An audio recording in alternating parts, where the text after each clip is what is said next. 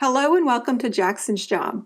We love our friends that watch our channel and make recipes often for regular viewers. Today, at the request of our friend Karen, we are going to make this lovely no-bake cheesecake. We will go over the original recipe and then give some substitutions for some of the key ingredients and discuss their pros and cons. You will get the opportunity to see both versions and pick which one you think is best for you. The first thing you'll need to do is make a graham cracker crust. You can purchase these, but we're going to make our own today. In a large bowl, we will mix together 1 1/4 cups, that's 140 grams of crushed graham crackers, that's about 9 full sheets or 1 package worth, and some melted butter. You will need 5 tablespoons or 70 grams. You want to stir the melted butter into the crumbs until they look like wet sand. We will then take this mixture and press it evenly into a 9-inch or 23-centimeter pie pan. You can use the back of a spoon or measuring cup, but I have found your hands work best. This should be obvious, but whenever you're working with no-bake desserts, always make sure to have clean hands before starting. Now, when it comes to pie pans, I really don't recommend using a stainless steel pan like I'm doing here.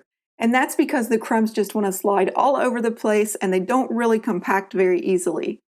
Once we have our graham cracker crust pressed into the pie pan, we will need to chill this down.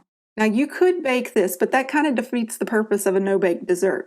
After all, we are in the middle of a heat wave and I do not want to turn on my oven at all. Perhaps you're in the middle of it too. Instead of baking this, we are going to chill it down for a good 20 minutes or more until the graham cracker crust is very firm. Now let's talk about the most controversial ingredient in no-bake desserts, whipped topping. It often goes by the brand name Cool Whip, but we use generics to save money in this household. If you've watched my channel, you will know I'm not a fan of these types of ingredients overall, and I do recommend using unprocessed foods like cream instead whenever possible. However, sometimes those fresh ingredients do not function the same way. That is because the whipped topping has stabilizers included that simply hold up better for no-bake desserts. Also, the texture and taste will be better for this particular recipe. For the whipped topping method, we have to have more patience as we need a bit of prep work for some of the ingredients. And other ingredients will need to soften. The whipped topping will take the longest to thaw as it's typically sold frozen. The amount of time to defrost varies from brand to brand, but typically it's about 4 hours at 72 degrees Fahrenheit, 22 degrees Celsius, or overnight in the refrigerator.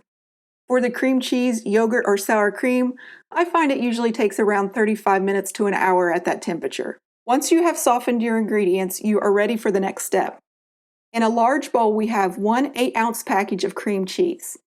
That's about 226 grams for those interested. I prefer to use the block because it gives a better consistency. You can use any percentage of fat, including fat-free cream cheese, but the full fat will be the richest tasting. You want to beat this on a medium-low speed until it's very smooth. If you use cold cream cheese, the dessert will end up being lumpy at best, and at worst, you can ruin your mixer. Notice this cheap and flimsy hand mixer I'm using. I stripped the gears out of the mixer I have had for years trying to mix up cold cream cheese when making this recipe. Please learn from my mistake and soften that cream cheese ahead of time. Next, you want to add in 3 tablespoons of plain yogurt or sour cream. That's 42 grams.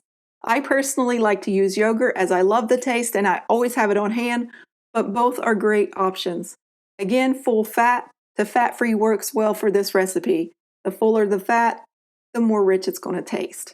And you're going to beat this in until it's smooth, scraping down the sides as needed.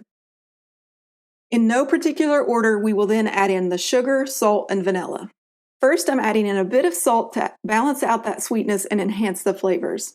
We are using 1/8 a pinch or 0.625 grams. Next, we're going to add in the vanilla. Now, don't go overboard or you're going to mask the tang of that cheesecake. Just 1/2 teaspoon, 2.5 milliliters is all you need. You can even omit it if you like. The vanilla is there just to give a little complex flavor to the cheesecake. Now we add in a bit of sugar. This amount's going to differ slightly for the whipped topping versus the whipped cream version. That is because whipped topping already has been sweetened. For this reason, we are only going to add 1/4 cup or 50 grams of granulated sugar. Mix this until it's well combined and then we're going to add in the whipped topping. You will need an 8-ounce or 226 gram tub of whipped topping. For this step, I recommend folding this in with a spatula or a spoon and putting away the mixer. You'll have the best consistency this way. As you fold, you may see the mixture take on an almost curdled-like appearance and thicken. This is completely normal. The ingredients are combining to form a very unique cheesecake-like texture. Once the whipped topping is thoroughly mixed in, we will spread this out evenly into our prepared pie shell. Use an offset spatula or the back of a spoon to get it as even as possible. Once again, we need to wait. We need to chill this pie to allow it to set fully. This will take a minimum of 6 hours, but for best results, we recommend overnight. The hardest part of this dessert is all the passive time, but it's worth it in the end. It's now been overnight and we are going to slice into this to see what it looks like. The first piece is always the hardest.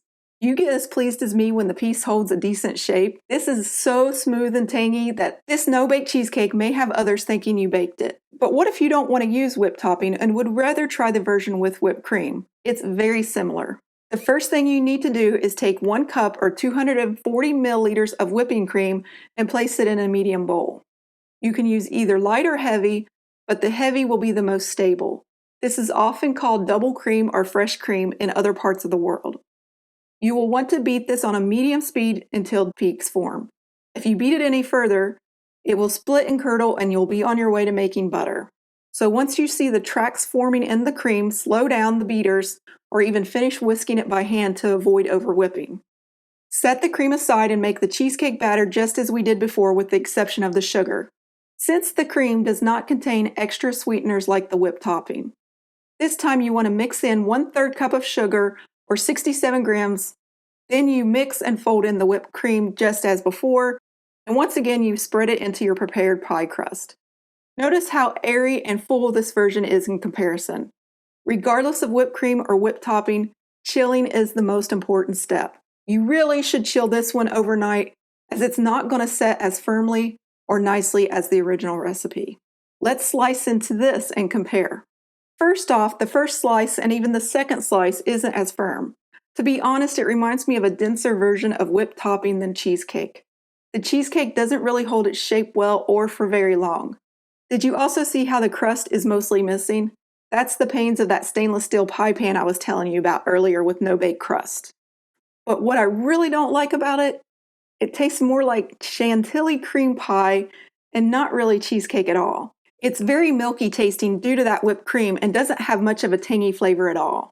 Personally, if I could choose either one of these to eat, I would go for the original recipe with the whipped topping. Try them both, see which one is your favorite. Let's check in with our sous chef. Maggie thinks we should make it with whipped cream. She enjoyed it very much. Poor Jackson can't even get a bite. He's like me and not able to handle milk products, so we will give him a biscuit instead. Say hi to Scout and Raymond. All but Luke was very interested in these no-bake desserts.